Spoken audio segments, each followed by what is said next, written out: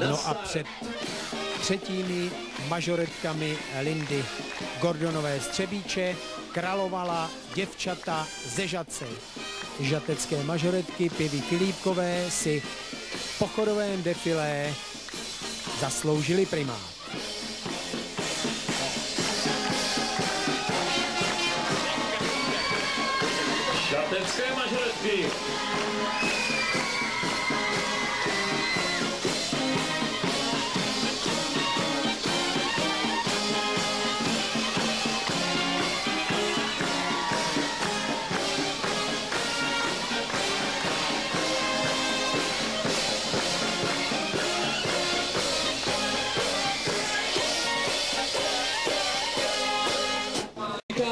Žatecké mažoretky. Kolínské faninky tleskaly i konkurenci žatecké mažoretky Pěvy Filipkové. Black and White a druhé místo v pódiovce.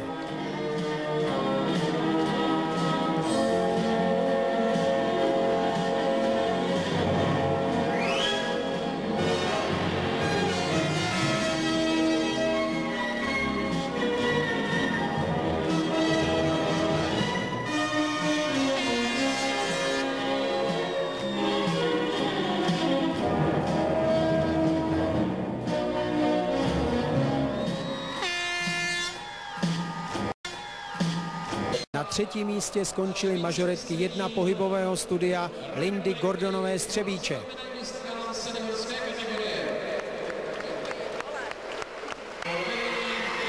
Druhé skončily žatecké mažoretky Pěvy Filipkové.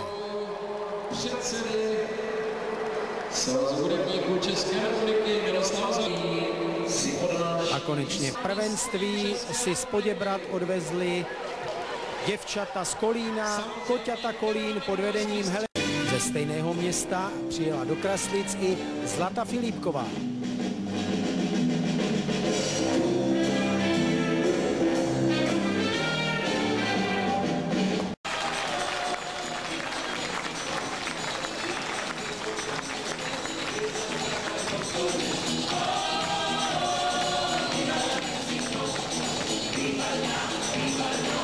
Poroty měly plné ruce práce, ale nakonec se samozřejmě muselo rozhodnout.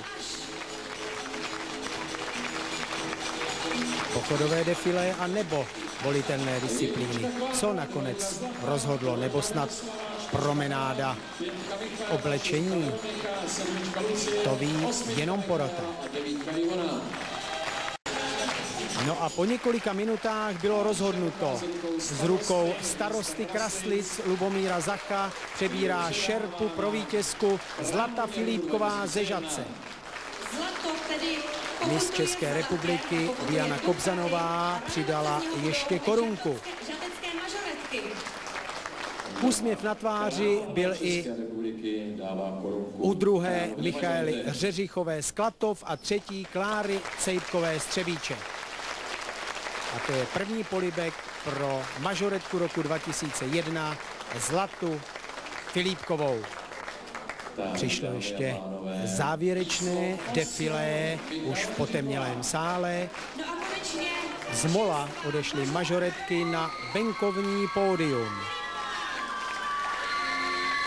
Ohňostroj doprovázel nejlepší 3, které se v zápětí představily zaplněnému náměstí, což byla tečka za národním šampionátem mažoretkových skupin v roce 2001.